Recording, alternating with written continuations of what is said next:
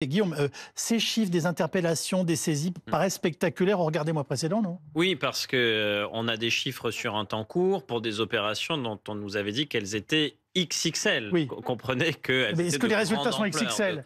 En tout On cas, dirait non? à l'échelle de quelques, opérations place nette, d'avoir 3 814, Oui, personnes qui ont été interpellées, puisque c'est le chiffre oui, qui a été donné. Bon, quand on regarde le bout de la chaîne, on est plutôt sur, 200, un peu moins, de personnes sous mandat de dépôt, oui. c'est-à-dire qui dorment en prison à l'heure où on se parle. Mais oui, il y a clairement des chiffres qui sont en augmentation par rapport à d'autres opérations, puisque les autres opérations n'étaient pas de grande ampleur, n'étaient pas XXL. Donc ça aurait été quand même terrible que là, vous ayez des chiffres qui ne soient pas en augmentation quand vous annoncez des opérations de plus grande ampleur. Guillaume Fard, ces opérations ponctuelles sont terminées. Est-ce qu'elles vont reprendre dans certaines villes? Voilà. Est-ce Oui, qu'on a rendez-vous avec elles d'une certaine façon? d'autres sont à venir. Après, il ne faut pas les annoncer trop à l'avance, puisque Oui, évidemment les trafiquants s'organisent. Il y a déjà eu un raté, notamment en la matière, une opération qui avait été annoncée peut-être un peu prématurément à Strasbourg.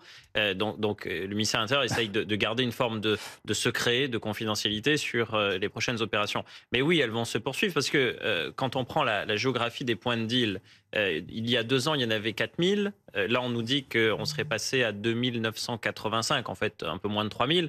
Donc, on aurait réduit d'un quart. Et donc, il faut poursuivre. Maintenant, Jean-Sébastien Ferjou disait très justement tout à l'heure que le prix de la drogue n'avait pas chuté. non, Parce qu'en fait, il y a le visible et l'invisible sur le marché de la drogue. Le point de deal, c'est le visible. bien sûr. L'invisible, c'est ce que vous allez acheter sur les applications de communication chiffrée, à commencer par Telegram, et que vous faites livrer chez vous. Ça ne se passe pas au point de deal.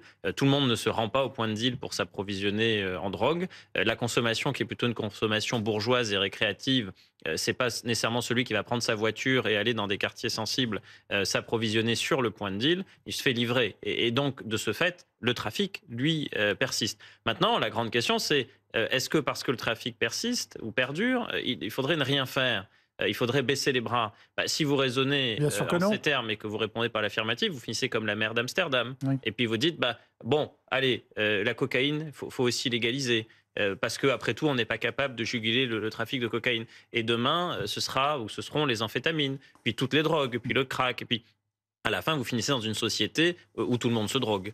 Mais est-ce que c'est pour autant un modèle désirable? J'en suis pas certain. Guillaume Fard, que deviennent comment les actifs, les logements, les voitures qui sont saisis? Est-ce que tout le monde peut acheter, je sais pas, une Porsche ou une villa de trafiquants aux enchères? Pas tout de suite. Et c'est parfois un problème. Je n'entends pas mener une opération. Vous voulez une Ferrari? Voilà, vous avez compris. Mais je suis quand même curieux de tout ça. À Parce titre que ça... personnel, d'abord, dans les saisies criminelles, ce qui concerne les produits stupéfiants, c'est détruit. Mais, Ouais. mais souvent détruit au terme d'un certain délai, Mmh. parce qu'il faut respecter des délais de procédure.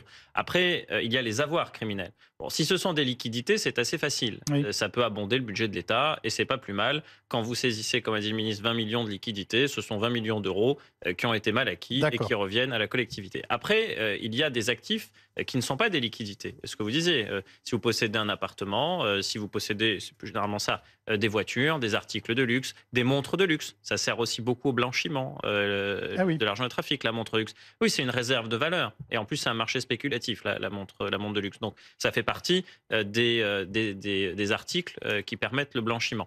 Quand vous avez saisi ça, vous pouvez, au terme de la procédure aussi, et d'une procédure particulière, envisager des ventes aux enchères. Et ce sont là des actifs qui, une fois vendus, peuvent revenir dans le budget de l'État. Il peut arriver, c'est plus occasionnel, que pour certains véhicules, les forces de l'ordre les acquièrent et les conservent. Alors, c'est plus rare. Quand ça arrive, ça fait toujours l'objet d'une publicité. C'est toujours Oui. chic d'avoir certains véhicules qui peuvent servir pour des planques, qui peuvent servir pour des actions de police plus discrètes. Mais dans tous les cas, taper au portefeuille des trafiquants, c'est efficace.